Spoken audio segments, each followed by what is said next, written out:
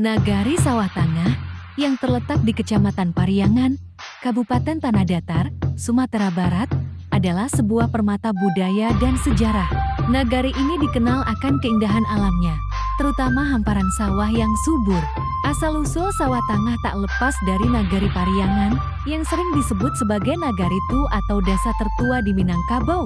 Menurut legenda, nenek moyang orang Minangkabau pertama kali turun dari puncak Gunung Marapi dan mendirikan permukiman di sini.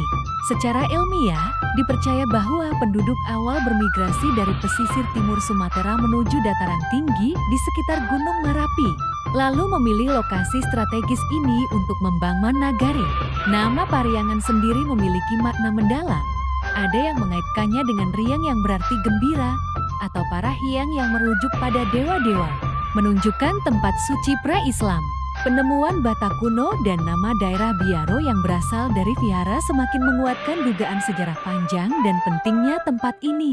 Sawah Tangah, sebagai bagian dari Pariangan, mewarisi kekayaan sejarah ini. Nagari ini juga memiliki keunikan alamnya sendiri, seperti serba tujuh sungai, 7 pemandian, 7 bukit, dan 7 batu yang menjadi ikonnya.